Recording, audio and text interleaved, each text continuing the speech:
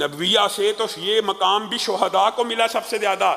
99% جو پیغامات شہداء نے اللہ سے مطالبہ کیا کہ دنیا میں پہنچا دیے جائیں، وہی قرآن پاک اور احادیث میں پہنچے ہیں۔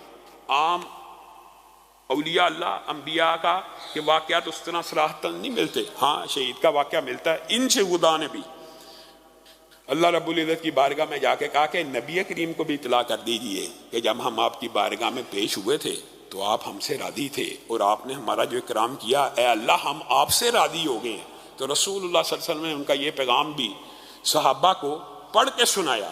ان میں سے ایک صحابی کو جو ہے عامر بن طفیل نے عمر امیہ معاف بھی کیا تھا، ایک صحابی کو چھوڑ دیا تھا کہ اس کے قبیلے کے ساتھ اس کی محبت، باقی سب کو شہید کر دیا، 70 کے قریب شہید ہوئے۔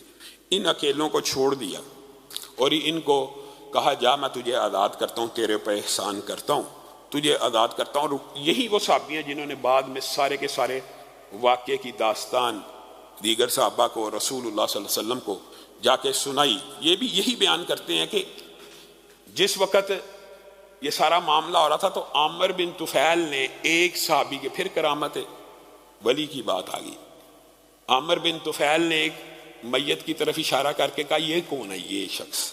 عامر بن طفیل نے، یعنی کافر بے ایمان نے، وہ بھی دیکھ رہا اپنی آنکھوں سے لیکن ایمان کو قبول نہ کیا، یہ شخص کون ہے؟ کہا میں نے کہا یہ تو جناب عامر بن فہیرہ ہیں، تو یہ تو ہمارے ہاں بڑے مقام و درجے والے۔ کہتا ہے جس وقت میں نے اس کو قتل کیا میں نے دیکھا ان کی میت آسمان کی طرف گئی ہے اور آسمان کے بہت قریب ہو گئی، تو اس وقت پھر اس کی میت کو اطمینان سے اتارا گیا۔ یہ کافر گواہی دے رہا ہے کہ میں نے عامر بن فہیرہ کے ساتھ یہ ماجرا ہوتے ہوئے دیکھا۔